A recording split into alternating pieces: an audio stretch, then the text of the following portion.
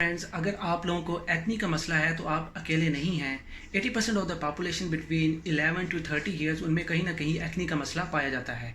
अब एक्नी बनने के बाद जो आपके दाग बन जाते हैं उनमें बिकॉज ऑफ द बैक्टीरिया या फिर आपके स्किन सेल्स जो डेड हो जाते हैं या फिर कुछ ऑयल की वजह से जो आपके ऑयली ग्लैंड से निकल रहा होता है उन दागों में इन्फ्लेमेशन हो जाती है। अब इस इन्फ्लेमेशन की वजह से आपके वो जो दाग हैं उनकी वॉल्स फटती हैं और इस तरह से आपके अंदर जो है वो ये स्कैरिंग का प्रॉब्लम आता है। अब ये जो आपकी जो एक्नी स्कार्स होते हैं ये आपके शैलो भी हो सकते हैं अगर ये दूसरे सेल्स तक ये नहीं पहुँचे हैं तो। समटाइम्स ऐसा होता है कि एक जो ब्लेमिश होता है वो उसका कंटेंट जो है वो दूसरे ब्लेमिश के साथ मिक्स हो जाता है और फिर इस तरह करते करते ये जो आपकी जो ये प्रॉब्लम होती है वो एक डीपर सतह पर चली जाती है और ये जो है वो आपकी डीपन जो एक्नी स्कार्स की वजह बनते हैं। अब एक्नी स्कार्स जो है ये बेसिकली आपके स्किन का एक रिपेयरिंग प्रोसेस होता है कि जब आपके अंदर एक्नी का प्रॉब्लम आता है और उसके बाद जो दाग बनते हैं तो आपकी जो बॉडी है वो इसको रिपेयर करने के लिए रिस्पॉन्ड करती है। अगर तो आपकी बॉडी के अंदर इस रिपेयरिंग प्रोसेस के दौरान कोलेजन बनता है जो कि आपकी स्किन को रिपेयर करता है। अगर तो ये कोलेजन बहुत ज़्यादा मिकदार में बन जाता है तो आपके जो स्कार्स हैं वो शो होना स्टार्ट हो जाते हैं। ऑब्वियसली उनके जो है वो दाने से बन जाते हैं और अगर वो जो कोलेजन की क्वांटिटी इस हद तक नहीं बन पाती और आपकी जो वो स्किन सेल्स के जो टिश्यूज़ होते हैं वो टूट जाते हैं या उनमें ब्रेक डाउन हो जाता है तो उस वजह से आपकी स्किन के अंदर गड्ढे बन जाते हैं। तो ये डिफरेंट टाइप्स हैं स्कार्स की जो कि डिफरेंट लोगों के अंदर डिफरेंट तरह की शो होती हैं। आज की इस वीडियो में मैं आप लोगों को जो है कुछ ऐसी होम रेमेडीज़ बताऊंगा जिनके थ्रू आप इन एक्नी स्कार्स को किसी न किसी हद तक हील कर सकते हैं, क्योंकि ये जो स्कार्स होते हैं ये ज़रूरी नहीं है कि परमानेंट हों और ये भी ज़रूरी नहीं है कि हर एक्नी के बाद आपको इन स्कार्स का सामना करना पड़े। इसके अलावा कुछ ओवर द काउंटर मेडिसिन भी होती हैं जिनको इस्तेमाल किया जाता है लेकिन उनके अंदर केमिकल्स पाए जाते हैं जिनके अंदर ये चांसेस होते हैं कि उनकी वजह से आपका एक्नी ब्रेक डाउन एक दफ़ा से फिर हो सके, इसलिए उनसे बचना चाहिए और होम रेमेडीज़ की तरफ जाना चाहिए। अगर आप लोगों ने अभी तक मेरे चैनल को सब्सक्राइब नहीं किया तो काइंडली मेरे चैनल को सब्सक्राइब करें ताकि हर आने वाली अपडेट आप तक पहुँच सके। So let's start the video.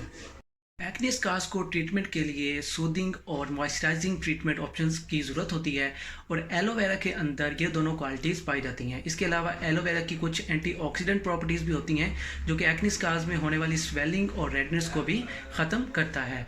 इसके अलावा एंटीऑक्सीडेंट होने के अलावा एलोवेरा के अंदर एक बहुत अहम क्वालिटी होती है जिसको एस्ट्रिंजेंट क्वालिटी भी बोलते हैं, जिसकी वजह से ये आपके ऑयल को मज़ीद प्रोडक्शन को रोकती हैं और इसके अलावा ये आपके स्किन के ऊपर जो डेड सेल्स होते हैं उनको भी रिमूव करता है। और इसके लिए जो है ना आपको किसी किस्म की डोज मेजरमेंट्स की भी ज़रूरत नहीं होती। इसके अलावा जो है आप एलोवेरा को एज अ सन ब्लॉक भी यूज़ कर सकते हैं क्योंकि ये आपको सन बर्न से भी बचाती है।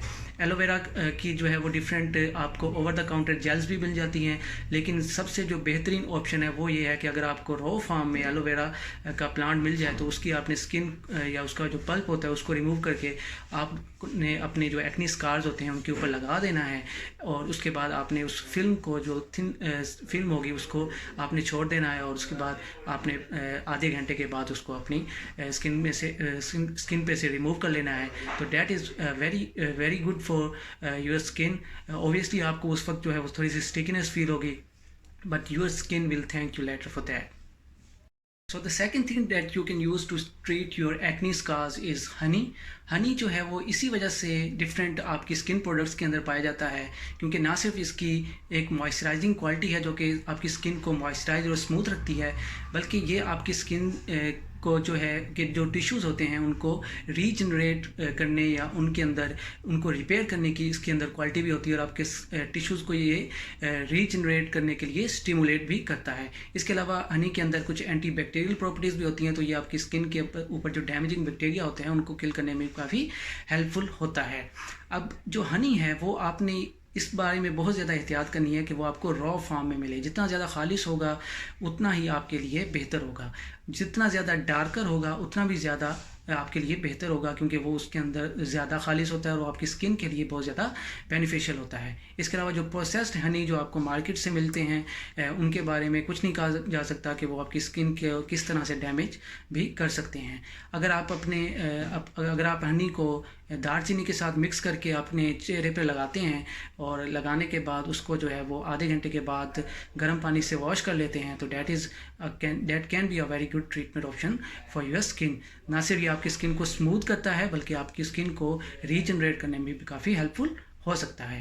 If you have lemons at your home तो ऑब्वियसली आप उन्हें एक्ने स्कार्स के ट्रीटमेंट में यूज़ कर सकते हैं।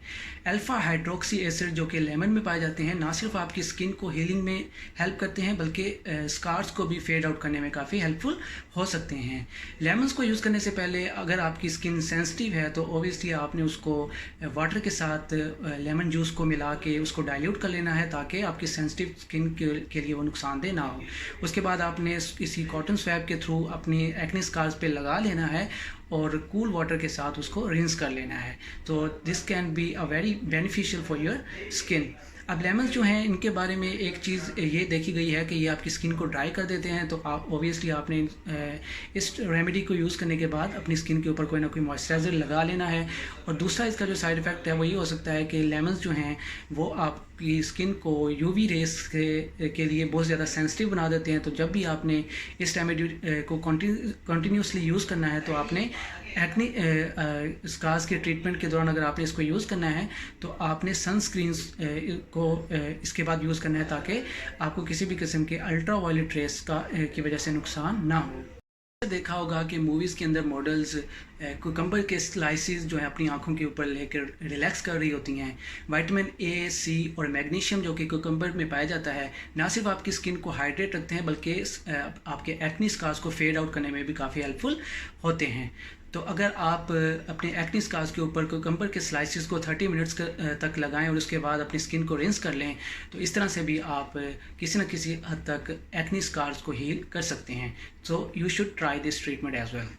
बेकिंग सोडा का आपने कुकिंग और टीथ वाइटनिंग में रोल देखा ही होगा, लेकिन ये आपकी पीएच को बैलेंस करते हुए और एज एन एक्सफोलिएटर एक्ट करते हुए ये आपकी स्किन के जो डेड सेल्स होते हैं उनको रिमूव करने में भी काफ़ी हेल्पफुल होता है और इस तरह से एक्ने स्कार्स के ट्रीटमेंट में भी यूज़ किया जाता है। अगर आप 2 पार्ट्स जो है वो वाटर के और 1 पार्ट बेकिंग सोडा का ऐड करके अपनी जो एक्ने स्कार्स होते हैं उनके ऊपर रब करते हैं और 1 मिनट के बाद उसको जेंटली आप रिंस कर लेते हैं वाटर के साथ, तो आप इसको जो है वो एक्ने स्कार्स में यूज़ कर सकते हैं। So this was it for today guys. If you think my videos are helping you people तो प्लीज़ मेरे चैनल को सब्सक्राइब करें और अपने फ्रेंड्स के साथ भी शेयर करें। मेरे साथ कांटेक्ट करने के लिए मैंने डिस्क्रिप्शन में लिंक्स ड्रॉप कर दी हैं, तो मेरे साथ वहाँ पे कांटेक्ट भी कर सकते हैं। Till the next time, have a good day.